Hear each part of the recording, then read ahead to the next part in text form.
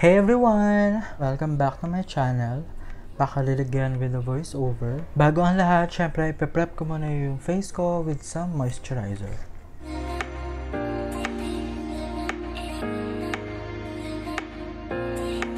Syempre ipe-prep ko din yung lips ko with some lip balm.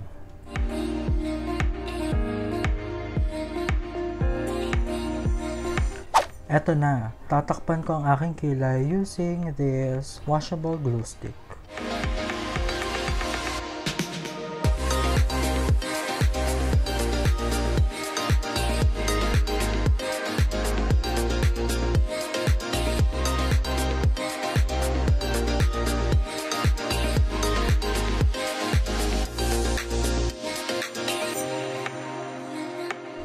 Lalagyan ko din siya ng eyelash adhesive para ma-secure yung buhok sa kilay.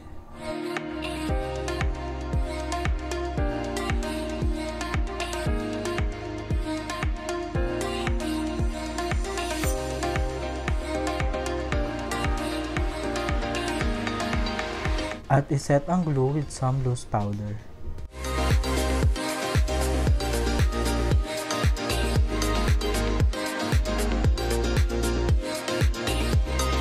At gagamitin ko tong NYX matte lipstick in the shade Angel to color correct my brows.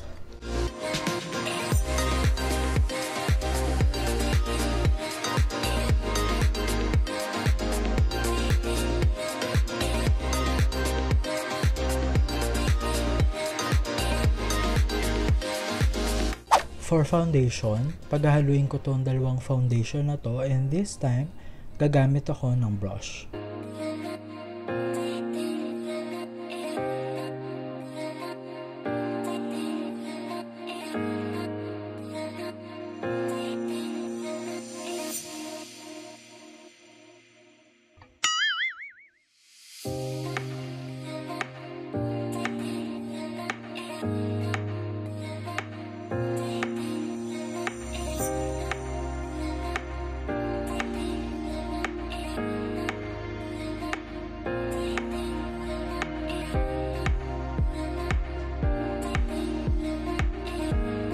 For concealer naman, I will use this Tarte Shape Tape.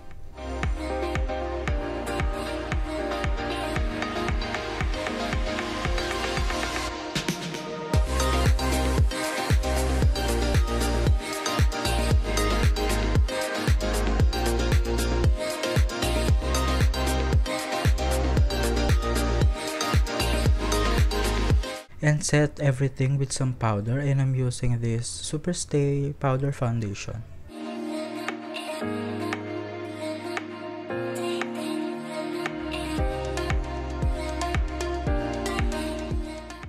So ginawa ko na yung other brow ko off camera. For my eyes, gagamitin ko tong contour product ng Vice Cosmetics for my transition color.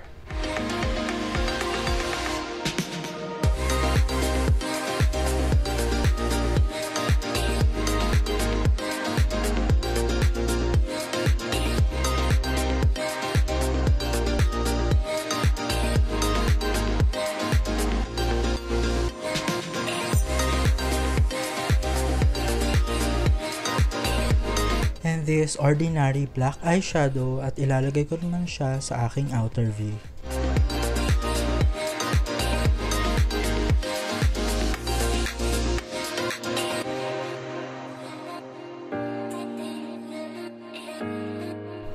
Gagamitin ko rin tong high impact highlighter by Morphe in the shade Spark, and lalagay ko sa inner thirds ng aking eyelid.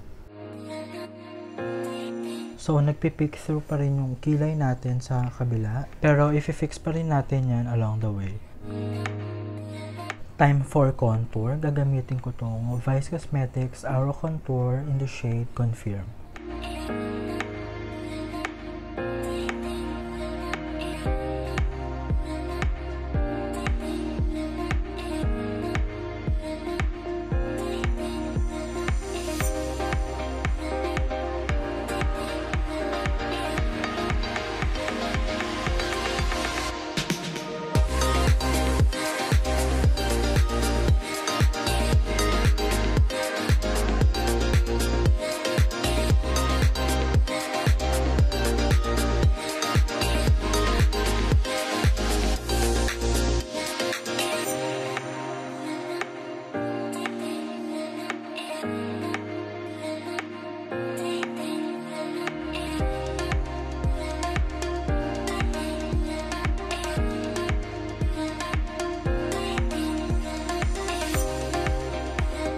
and carve out that contour with some loose powder.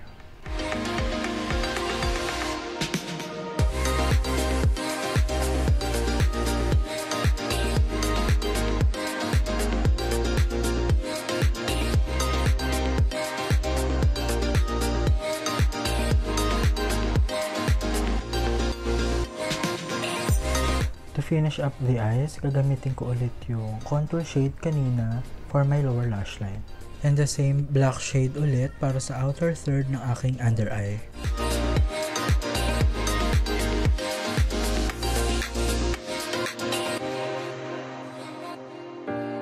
For blush naman, gagamitin ko tong Babe Cosmetics Insta Runway Ready Contour Kit.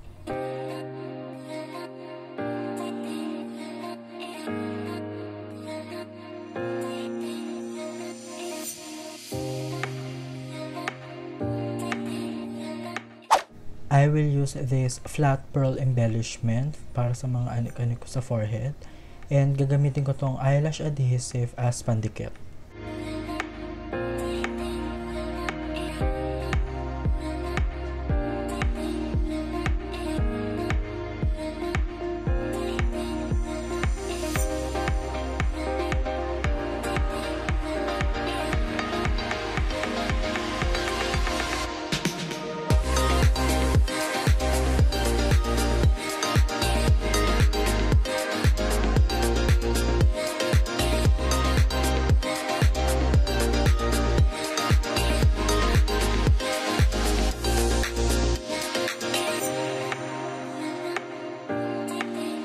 Randomly ko lang siyang nilalagay kung saan-saan hanggang sa mapuno.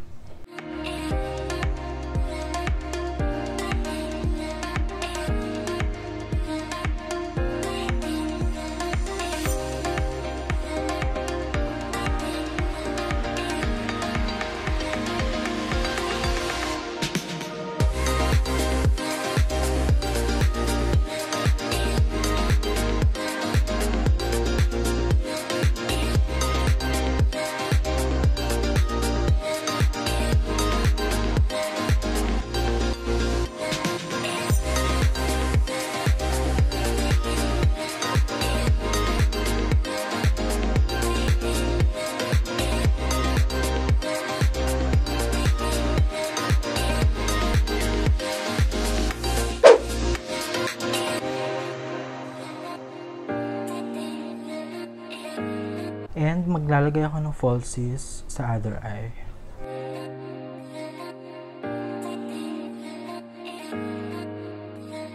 And bind them together using this Thrive Cosmetics Liquid Lash Extensions Mascara.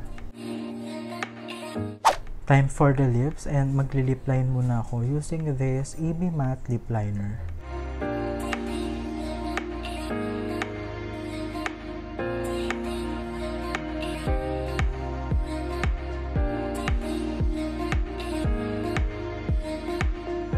I will use this Vice Cosmetics in the shade Hayabayabayo to fill in my lips.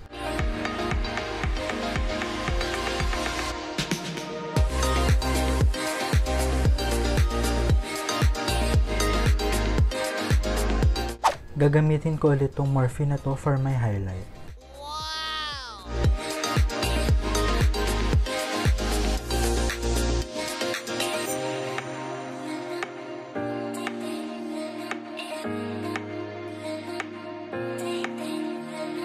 Finally, set everything with some setting spray.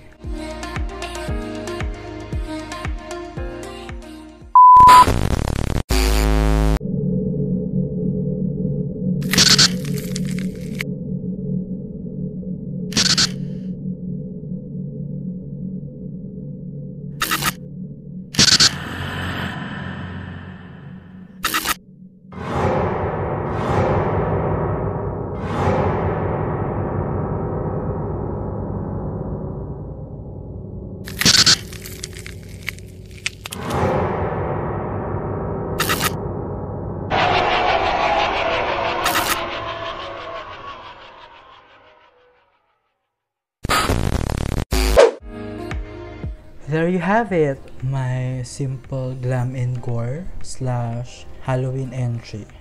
So ayun, Hope you like this look, and don't forget to give this video a thumbs up and please subscribe, and see you on the next one. Bye!